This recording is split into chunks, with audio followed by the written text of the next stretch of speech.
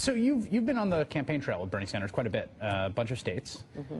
I'm always curious what you feel like, what do you get from that? Oh, wow. So much hope and so much connection with an America that I haven't seen. I mean, I've driven across country a while back, and I worked in Iowa, but to actually have the opportunity to talk to people and so moved by their passion, and there's a lot of independent thinkers in the middle of this country, and to see them give their time and their passion and be so vulnerable that way, to want to be engaged again after not having anyone really that they trusted or spoke to them, and see thousands upon thousands of people turn out, and also thousands of volunteers from other places, and to visit those little offices and to introduce him in the beginning when he didn't have any security whatsoever, and now there's all these guys, Secret Service, traveling with him and everything. But I really want to be on the right side of history, and this is a shot that we're not going to have again in my lifetime, to have a candidate that is so morally consistent, makes decisions whose judgment proves to be true, but does it at a time when it's not popular, when it's not comfortable. A candidate who's not taken any money from fracking or Monsanto or super PACs or Wall Street or all of the big farm, which all the other candidates have. And those are issues that are really important to me. So to have a guy that's that consistent, that is that clean, it's just not going to happen again. You just said on the right side of history, which is interesting to me. I think in certain quarters there's growing concern that the folks that are into Bernie Sanders have come to despise Hillary Clinton or reject Hillary Clinton, and that should she be the nominee, which is as yet undetermined, they will walk away. That's a legitimate concern because they're very passionate and very principled. But isn't that crazy? If you believe in what he believes in? Yeah, but she doesn't. She's accepted money from all those people. She doesn't even want to fight for a $15 minimum wage. So these are people that have not been, that have not come out before. So why would we think they're going to come out now for her? That's you really think that? I think there's a good possibility. I talk to people who either want to write. I talk to Republicans who have written him in already. And they just feel like she's not authentic, that she's a liar, that they don't trust her, so what difference does it make? If you're a small farmer and you're worried about fracking on your property, in Idaho they just passed a bill where they can frack on private land, and you know that she's taken money from fracking, why would you think that she's going to have your back?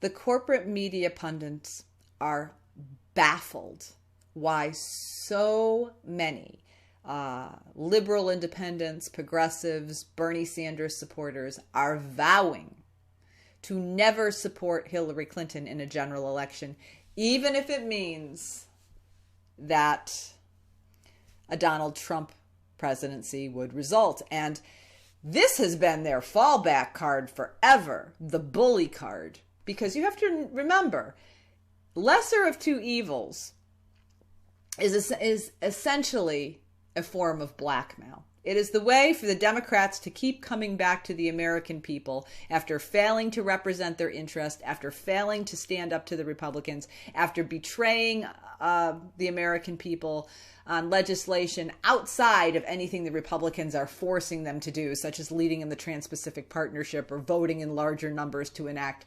CISA provisions back in December, which will indoctrinate Bush-type spying and destruction of the internet into law.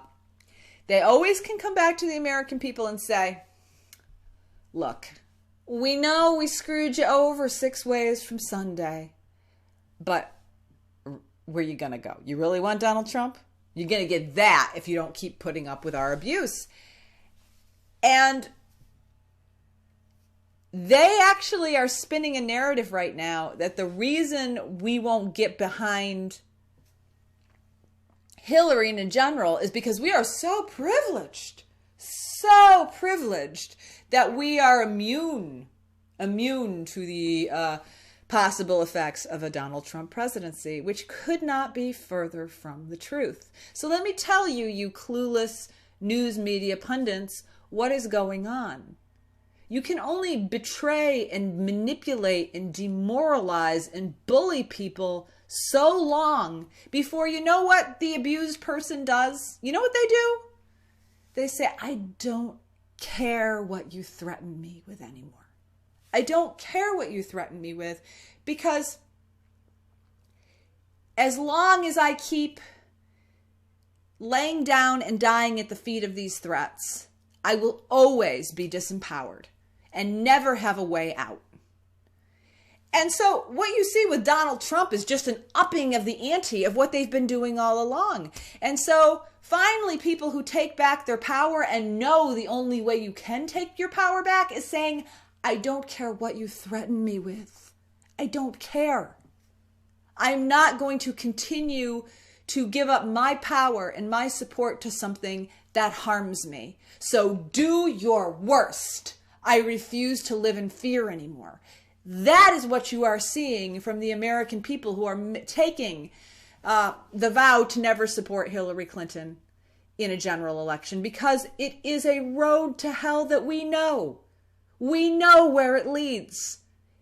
Absolutely nowhere. It leads to more of us going down into the same kind of despondency, economic struggle, and despair that we've been living for years. People vowing not to vote for Hillary Clinton is a sign of strength, and it is a sign of health, because it is people healing and realizing they are worth more and deserve better than the betrayals and the abuse that this sold out, corrupt Democratic Party continues to perpetuate. I think that what's going on now, if you think that it's pragmatic to shore up the status quo right now, then you're not in touch with the status quo. The status quo is not working, and I think it's dangerous to think that we can continue the way we are with a militarized police force, with privatized prisons, with the death penalty, with a low minimum wage, with threats to women's rights, and think that you can't do something huge to turn that around, because the country is not in good shape. If you're in the middle class, it's disappearing. And they know that jobs are going out. You know, Bernie doesn't voted against NAFTA, you know, TPP or what, you know, all these things coming up that they know affect their jobs, and she's not on the right side of that. She hasn't voted right. So what would make you think that once she gets in, she's going to suddenly go against the people that have given her millions and millions of dollars? I think that's being incredibly naive and egotistical to think suddenly she's going to see the right, you know, the way they describe it. But you'll see that healthcare, you know, and education in all these other countries, we've been told for so long that it's impossible. It's like we've been in this bad relationship, and now we have to break up with the guy because we realize we're worth it. We should have these things. We have to stop prioritizing war. And I don't like the fact that she talks about Henry Kissinger as being her, you know, go-to guy and the stuff that's happened in Libya and other things I don't think is good. Yeah, Susan Sarandon, it's a great pleasure to have you here. Thank you. Come back That went by anytime. so fast. I know, television. What's happened? I know. When we talk about our responsibilities as human beings, as people who inhabit this planet, as caretakers for the earth, we must understand that we have a moral responsibility to leave this planet habitable for our kids and our grandchildren.